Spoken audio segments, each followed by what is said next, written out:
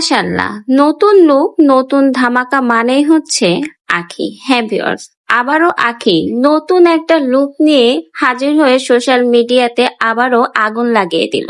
একের পর এক ধামাকা শুধুমাত্র আঁখিকে দ্বারাই সম্ভব। কিরণমালা লুকের পর আবারও আঁখি নতুন হুররামের লুক নিয়ে হাজির হয়েছে।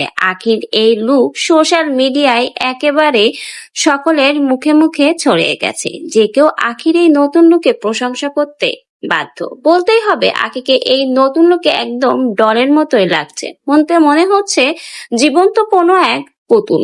সকলে ঠিকই বলে আঁখিকে ব্রাইডাল সাজেই অসাধারণ লাগে। ব্রাইডাল সাজ পারফেক্ট আঁখির জন্য। অন্য কেউ যতই ব্রাইডাল লুক নেওয়ার চেষ্টা করুক না কেন আর ব্রাইডাল সাজার চেষ্টা করুক না কেন, আঁখির কাছে তারা কিছুই না।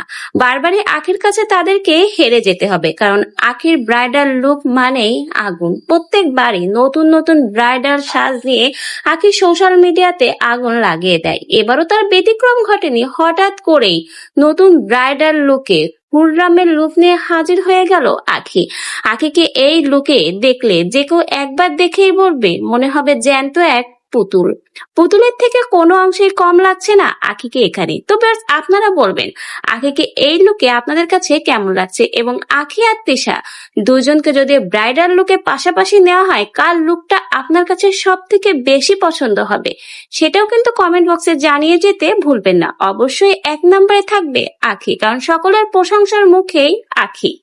এই পর্যন্ত আঁখি যে কয়টা ব্রাইডাল সাজ নিয়েছে বা যে কয়টা লুক নিয়েছে, কোনো লুকেই কিন্তু আঁখিকে খারাপ লাগেনি। বলতে গেলে একটার থেকে একটা অসাধারণ। এবারও ব্যতিক্রম ঘটেনি। প্রত্যেকবারের মতো এবারও যেন সোশ্যাল মিডিয়াতে নতুন লুক নিয়ে আগুন লাগিয়ে দিল আঁখি।